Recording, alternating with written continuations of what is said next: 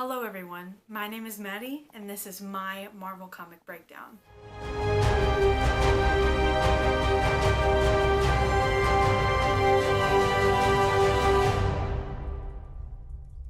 Okay, so welcome to my new series. I wanted to try to read as many Marvel comics as possible, and I decided to bring you along in my journey. Every episode is going to consist of 20 comics in release order. I am going to be counting sub-stories within each comic as separate comics, since they all have different titles. There's a website called Marvel Guides, and I'll be using their Marvel Comic Eras list. Now, I know this isn't every single Marvel comic, and that this list isn't finished yet, but I thought this would be a great starting point. Not only am I going to read them, but I'm going to give you a small breakdown of each comic featured in the episode. Without further ado, let's get into the first comic. Okay, so the first 6 comics that I'm going to be getting into is the first edition of the Marvel Comics released in 1939. So all of these 6 were released in August of 1939, and the first one is The Human Torch. This comic was written and illustrated by Carl Burgos. It is placed in the 616 universe. That will be the default unless I state otherwise.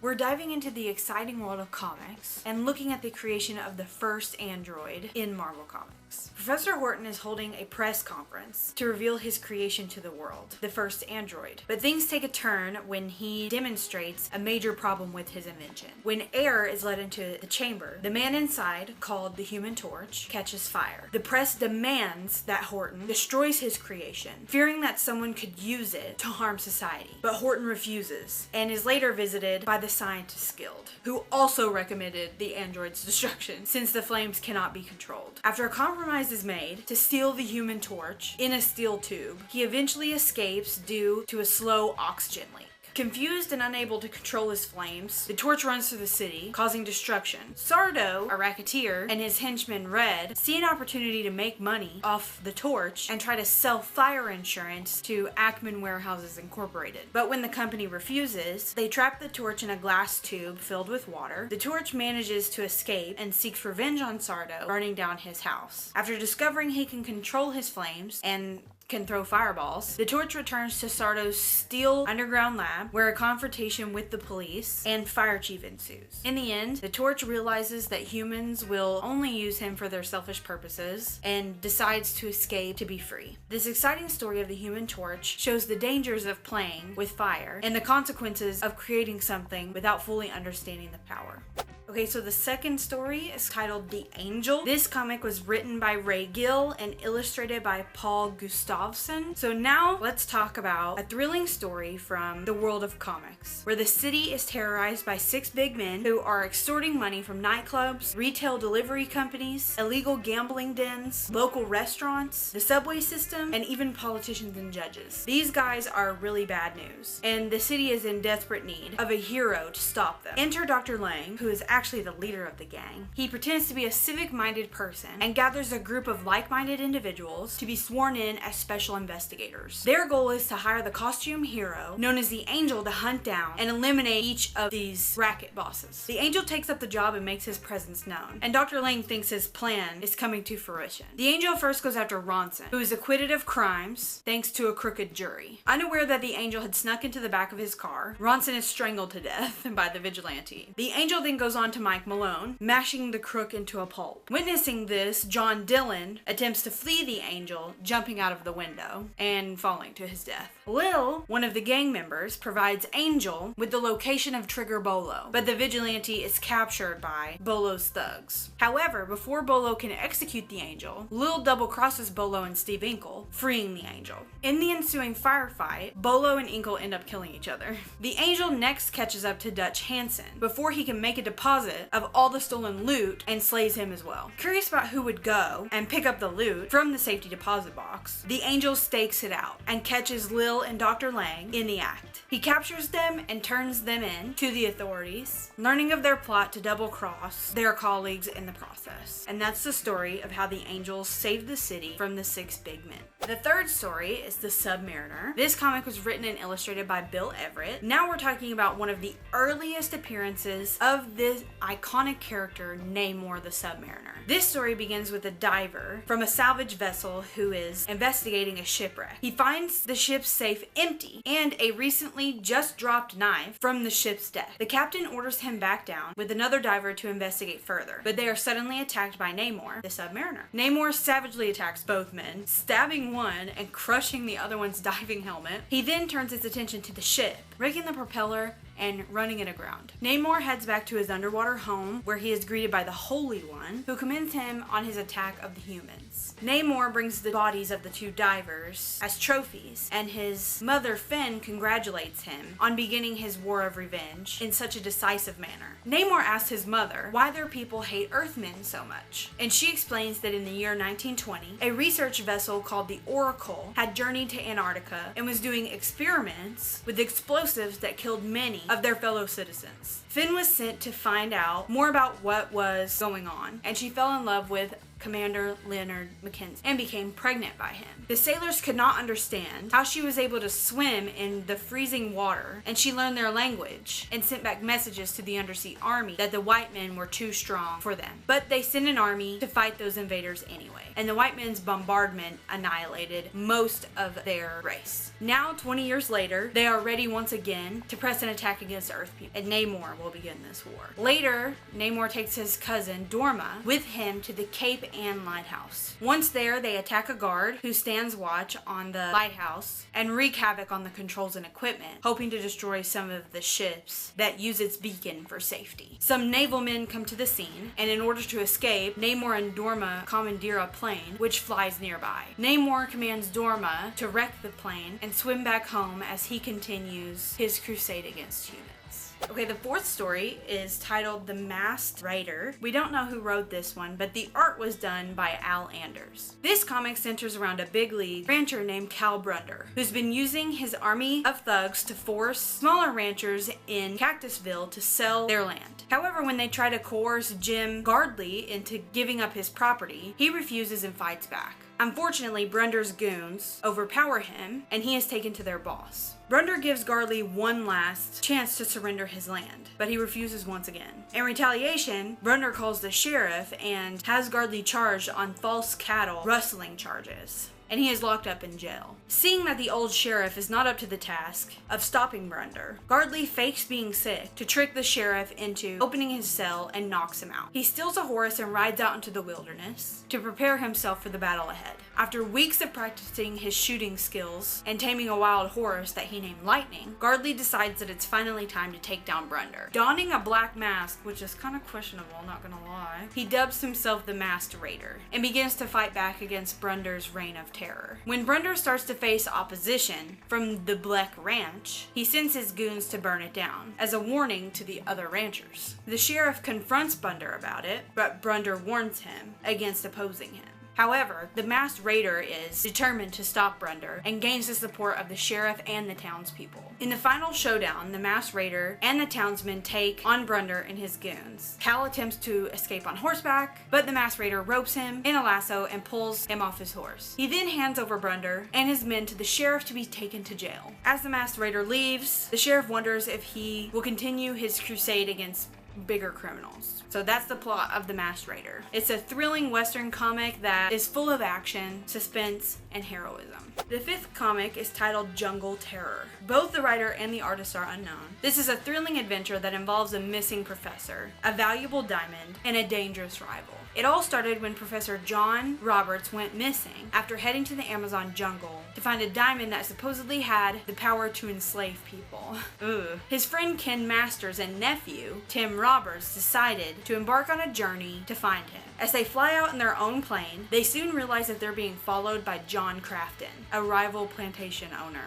Unfortunately, their plane crashes and they are captured by some natives. Crafton and his men also land safely, but they end up in a fight with the natives, resulting in one of John's men getting killed. Ken and Tim are brought to the chief of the native village, where they are sentenced to death and kept in a prisoner hut. To their surprise, they find Professor Roberts is there. The professor explains that the natives were friendly to him until they realized convinced that he was after the diamond, which caused them to lock him up. However, he had recently found a passageway hidden in the floor, and the trio decides to use it and escape. They find themselves in a cavern that leads to a massive stockpile of diamonds. Before they can start collecting them, they are confronted by John Crafton and his goon Slug, who have also escaped the natives through the same escape hatch in the prisoner hut. The natives catch up to them and kill Crafton and Slug with arrows. Ken, taking Crafton's pistol, holds the natives at bay while Ken and the professor flee. They catch up to them just as they find Crafton's airplane and use it to escape. When the boys lament being unable to collect the diamonds, the professor shows them a smaller diamond that he managed to grab before their escape. And that's the story of the search for the diamond in the Amazon. The sixth story is titled Adventures of Ka-Zar the Great.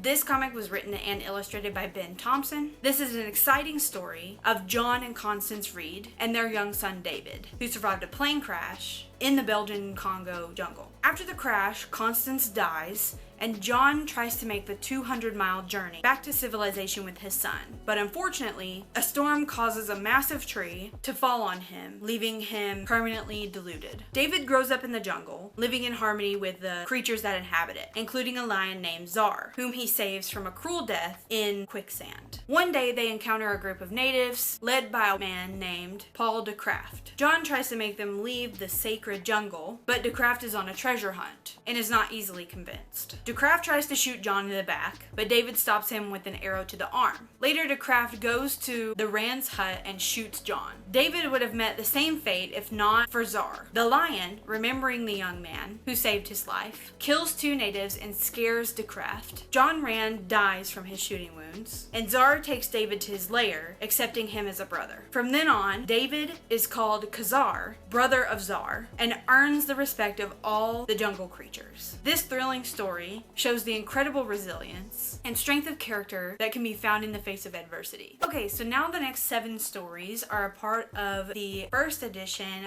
Daring Mystery Comics #1 from 1939. They were all written in October of 1939, and this first one is titled The Fantastic Thriller of the Walking Corpses. This comic was written and illustrated by Joe Simon. It starts off with Dr. Jack Castle being called in by the police to investigate a series of strange disappearances. While investigating, they are attacked by a strange green-skinned zombie. The zombie is gunned down by Captain Benson, and after recognizing that the zombie is one of the missing men, Castle decides to investigate the case further. As he looks into the case, Castle can't seem to find any leads. However, he eventually discovers that an old ramshackle house on the waterfront is using massive amounts of electricity. When he goes to investigate, he is captured by one of the zombies and taken to the master of the house, who is a massive scientist. The scientist has learned many forms of science, including the power over life and death and the various elements. He plans to turn Castle into a zombie, but Castle resists the machine's electrical ray and ends up causing it to explode. He manages to save a woman who was just recently captured by the zombies, and together they fight off the giant birds that the scientist has set up as traps. After defeating the scientist and saving the girl, Castle realizes that he now has superhuman strength and the ability to leap high above buildings. The police captain notices that Jack's face glows whenever he gets angry due to the electrical ray and the zombie machine's explosion. Castle decides to take up a crusade against crime with his newfound powers and takes on the identity of Fiery Mask. The 8th story is titled Soldier of Fortune John Steele. This was written and illustrated by Larry Antoinette. It's about an exciting story of John Steele, an American soldier during World War I. Steele finds himself in the Western Front, with the Germans relentlessly bombing the area. While on his mission, he meets a spy named Marie, who desperately needs to return stolen secrets to the general. Steele offers to help Marie and takes her through the battlefield, dodging enemy fire all along the way. They even manage her to capture an enemy tank and escape through the German ranks. But when the tank becomes disabled, Steele has to think quickly and uses a grenade to take out a dugout of soldiers. Then steals a German motorcycle to continue their escape. Things get even more intense when a German bomber plane begins to chase them, but Steele and Marie manage to take cover in a foxhole and knock out these soldiers inside, using their anti-aircraft guns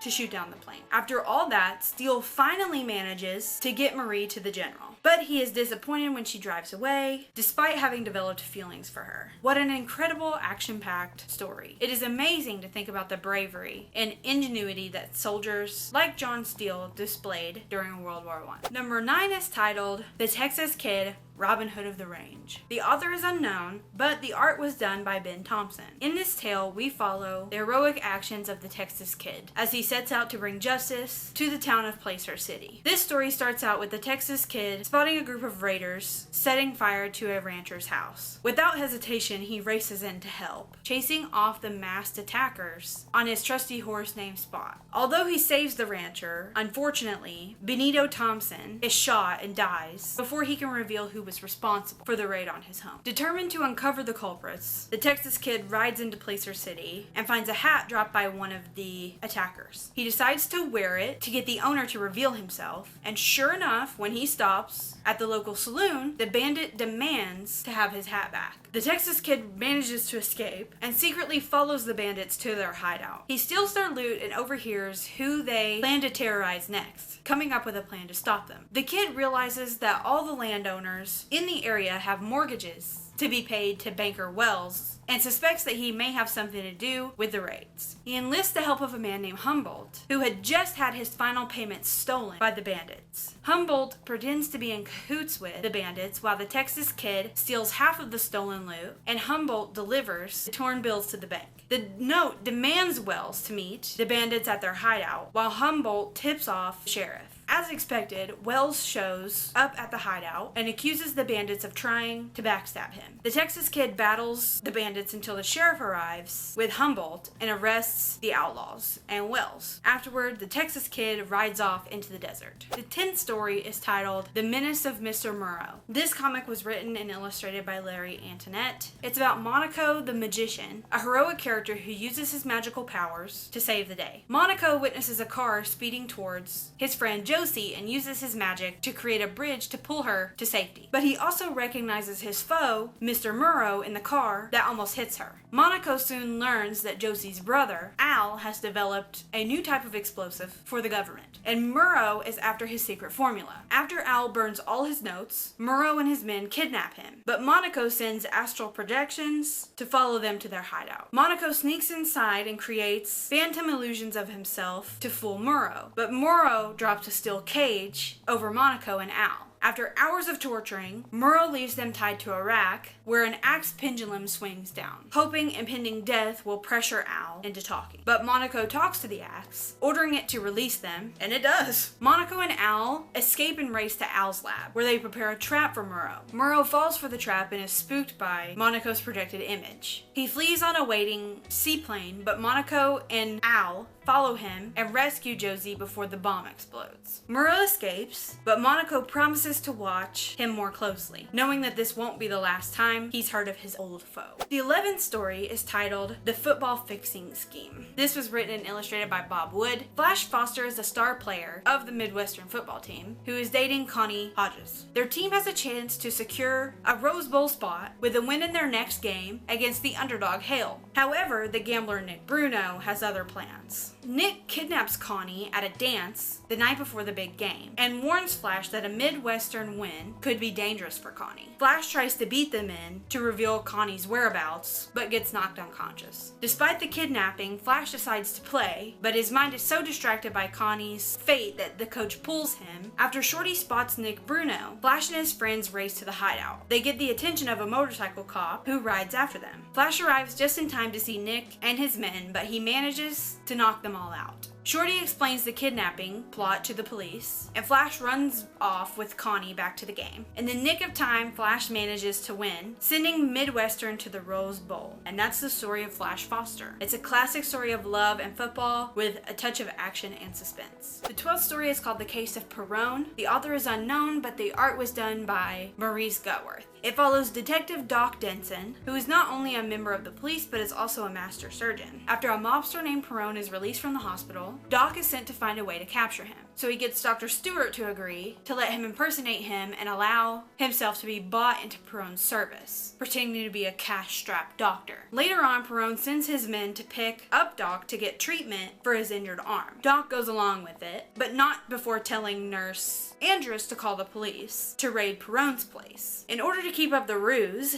Denton is also arrested as an accomplice along with Perrone's gang. However, Perrone manages to escape. Doc and Nurse Andress then search for Perrone's gang and track him to the small town of Louisville, where Denton witnesses Perrone and his men committing another holdup, and Perrone is shot in the arm again. Perrone and his gang are surprised to find Doc practicing in town, but Perrone is still suspicious, especially when Doc notices a strange eye infection that is contagious and requires all the gang members to be inoculated. Together with Nurse Andress, Doc comes up with a vaccine that actually causes temporary blindness. They convince Perrone that there is absolutely nothing wrong with the dose by injecting Andress with the solution first. Because of the solution's delayed reaction, Andress and Doc manage to inject all the criminals before they are struck blind and tip off the police. Finally, Doc fools the criminals to think his pipe is a gun and holds them at gunpoint until the police arrive to arrest them. Story 13 is titled Wartime Wonders. The writer and artist are unknown. It's about some incredible wartime inventions and stories. First up, we have modern advances in aircraft weaponry. During World War II, there were many advancements made in aircraft weaponry, including the development of radar and guided missiles. These innovations helped give pilots a significant advantage in the air and were crucial in helping them succeed in their missions. Next, we have the lifespan of the fighter planes. Did you know that the average lifespan of a fighter plane during World War II was only about 6 weeks? With the intense air battles that took place during the war, planes were often damaged beyond repair, and pilots were forced to ditch them in the ocean or on land. But it's not all doom and gloom. There's a story about a pilot who was knocked out of his fighter only to have an incredibly lucky experience of landing back in his plane. Talk about a once-in-a-lifetime experience. Moving on, we have the incredible story of how British ships were made out of steel recycled from sunken German boats. With steel being in short supply during the war, this innovative approach to shipbuilding helped the British Navy afloat. And let's not forget about the firing power of battleships. During World War II, battleships were some of the most formidable weapons at sea. With guns that could fire shells weighing over a ton, those behemoths were capable of causing significant damage to enemy vessels. Finally, we have a new type of explosive made out of wood and air. This explosive was created during World War II and was used in a variety of ways, including to create explosions that would be used for demolition purposes. So the next 6 comics come from the Daring Mystery Comics #2. These were all released in December of 1939. The 14th story in this video is titled Voyage to Sunev. This was written by Joe Cal Cagno and illustrated by Fred Schwab. In this adventure, Zephyr Jones builds a rocket to travel to Mars in honor of his father. Accompanied by his friend Corky Grogan, they set off into space but end up on a planet called Sunev. There they encounter 2 different races, the Birdmen and the Parrotmen. The Birdmen welcome the Earthmen, and they share knowledge about science and technology. Zephyr also falls in love with Princess Tonka, but their happiness is threatened by the evil General Rudo, who plans to frame Zephyr and Corky as spies for the Parrotmen. With forged evidence, Zephyr and Corky are locked up and waiting execution. This leads to the Birdmen being vulnerable to an invasion by the Parrotmen. However, with the help of Princess Tonka, Zephyr and Corky manage to retrieve their firearms from their rocket and use them to fight off the invading Parrotmen. With General Rudo revealed as a traitor and captured, Zephyr and Corky are hailed as heroes. As their time on Sunev comes to an end, Zephyr and Corky leave to return to Earth to prepare for their next attempt to get to Mars. But before they leave, Princess Tonka leaves Zephyr with a kiss. This story is a classic example of science fiction from the bygone era and showcases themes of adventure, friendship, and even romance. The 15th story is titled Origin of the Phantom Bullet. This was written and illustrated by Joe Simon. Alan Lewis is known to be the best reporter in town, but he never takes his job seriously and is often found slacking off. But things take an unexpected turn when a strange series of murders happen in the city. Lewis is put on an assignment and finds the story of the most recent murder interesting, as the killer's fingerprints had 7 fingers. He finds a feather on the crime scene and takes it before the police can see it, believing it could be a lead in the story that will make him be able to scoop the competition. But he doesn't realize that he's getting himself into a dangerous game. One night, he catches someone trying to steal the safe from the murdered man's house. However, he is attacked by some strange, feather-wearing man and the thief gets away. But Lewis doesn't give up. He keeps digging deeper into the story and finds out that the killer is after a scientist who has developed a new type of gun that fires bullets made of ice, eliminating the trace of a bullet. The scientist leaves the gun in Lewis's trust, but unfortunately he is murdered just after Lewis leaves. Realizing the benefits of using this gun to fight crime, Lewis decides to take the law into his own hands. He disguises his face and dons a costume to become the Phantom Bullet. He goes to the home of the next target, and when the attacker arrives, he shoots him dead, but does not capture the leader. Lewis learns of the next intended target and tries to get the story in his reporter guise, but he is shooed away. Going back to his costume, he spots Benny the beggar, a man who has been hired to deliver a ransom note. Realizing that the letters have addresses that change after they are mailed, he realizes the sender is Alvarez Moniz. Rushing to Monez's house, he finds that Moniz has captured a rich woman's daughter for ransom. Learning that Moniz had brought African birdmen with him from his exploration to Africa and used them to help commit his crimes, a fight breaks out. Lewis tricks the birdmen to jump out a window, and while Moniz has his back turned, he shoots him dead. Later he reports the story, scooping all the other papers, and his editor is thoroughly impressed, ordering him to find out more about this Phantom Bullet character. The 16th story is titled Origin of Trojak. It is written and illustrated by Joe Simon. It's an exciting story of Trojak, a man who was raised by a tribe in the jungle. Trojak has to leave his tribe and go out in the world to find his place among his people. He is accompanied by his pet lion, Baloo, and together they venture out into the wilderness. While exploring the jungle, Trojak encounters a group of hunters who mistreat their guides. He intervenes and scares the natives away, leaving the hunters lost in the jungle without a guide. As they become more desperate, they start shooting on the innocent animals, and eventually are rescued by Trojak. During their journey, Trojak meets a woman named Edith Alton, who is part of the group of hunters. She nurses Trojak back to health and teaches him English. Together, they search for the other members of the group and try to find a way out of the jungle. In their search for a way out, they come across a village, but something doesn't feel right to Trojak. He goes back to the village and discovers that the villagers are actually savages who plan to kill the white people. Trojak calls upon the animals to stampede through the village and defeat the natives, saving the hunters. As the hunters sail away, Edith wonders if she'll ever see him again. This is a great story about a man who had to leave the only home he knew and find a place in the world, ultimately using his skills and love for the jungle to save others. The 17th story is called Introducing K4. The author is unknown, but the art was done by Jack Alderman. This story is about a British fighter pilot who is caught in a dogfight with some German planes. All of a sudden, he is saved by an American pilot named K4, along with his fellow pilots, Lieutenant Rene d'Auvergne and Lieutenant Ronald Wolverstone-Claude, who shot down the enemy planes and escort the British pilot back to the airfield. Later, K4 is asked by the colonel to pose as a German Gestapo agent named Gunther Hessmann and infiltrate a German base. The base has been a real pain for the Allied bomber jets because of its anti-aircraft weapons. So K4 is dropped off in the area disguised as Hessmann. He fools the German superiors into allowing him to go to the location where he is supposed to take out the anti-aircraft weapons. Once he reaches the location, he knocks out each soldier who falls for his ruse and gets closer to the enemy ammo dump. He sets up the ammo dump to explode, but he is discovered just before he can escape. He flees the Nazis and is worried that he won't make it out alive. Suddenly, a plane carrying his comrades d'Auvergne and Wolverstone-Claude come to his rescue. They lift K4 out of the area just before the ammo explodes, destroying the base. With his mission a success, K4 is commended by his commander. The 18th story is titled Who in Reality is Mr. E? It was written by Joe Calcagno and illustrated by Al Carino. It is about a classic mystery story featuring the costumed crime fighter Mr. E. Mr. E, also known as Victor J, becomes suspicious when a series of wealthy men with one thing in common, they were all shared owners of the Sneed Oil Company, die under strange circumstances. He decides to investigate further and discovers that the owner of the company, J.P. Sneed, might be the next target. In his guise as Mr. E, Jay sneaks into Sneed's home and witnesses him reading a ransom note. Sneed decides to pay the ransom, but Mr. E tries to retrieve the note from the flames, only managing to salvage part of it. After studying the note, Mr. E realizes that the person who wrote it is demanding $1 million.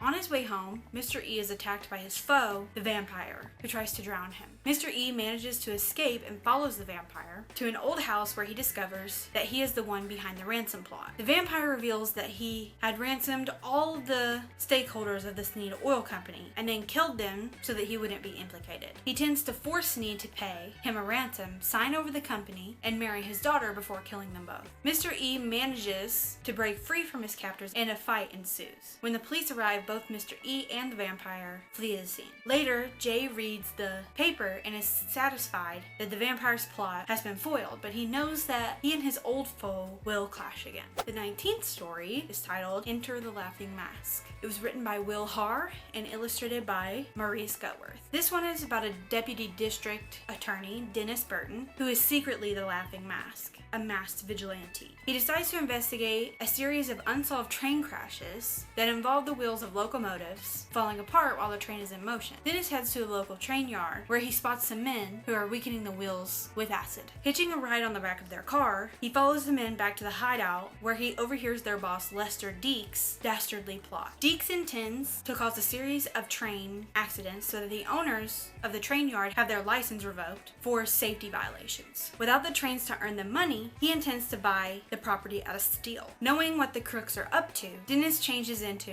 his Laughing Mask costume and shoots down all the criminals. With the train about to be sabotaged, the Laughing Mask stops the bandits from wrecking the rails on a train and then also prevents other men from blowing up the bridge to ensue an accident. Threatening to kill the last man alive unless he confesses, Laughing Mask leaves him at the police station to admit to his crimes. Okay, so this last story is actually the first sub-story of the Daring Mystery Comics number 3. This comic was released in January of 1940 and it is titled The Escape of the Red Corker. It was written by Phil Sturm and illustrated by Gus Ricca. It's about a thrilling crime story involving a daring prison escape, a kidnapping, and a heroic investigator. Red Corker, a notorious criminal, has escaped from prison and has reunited with his gang to plan a series of heists. Meanwhile, Helen Dean, the daughter of an oil magnate, George Dean, has been kidnapped by Corker. In an effort to rescue her, ace investigator Dale is dispatched from Washington, D.C. to Dream Island in San Francisco. Dale tracks Corker and his gang down to the desolate Dream Island and engages in a shootout. In the end, Dale manages to shoot Corker down and the FBI swarm in to capture the rest of the gang. Helen Dean is finally rescued and Dale is hailed as a hero for a job well done. Well, that concludes the first episode of my new series, Breaking Down Marvel Comics. I hope you enjoyed taking a trip down memory lane and exploring the beginnings of some well-known characters that we see today. Please join me next time for episode 2, where I will break down 20 more comics and dive back into the world of the marvelous Marvel Comics. Don't forget to like, subscribe, and comment your favorite story from this episode. See you next time!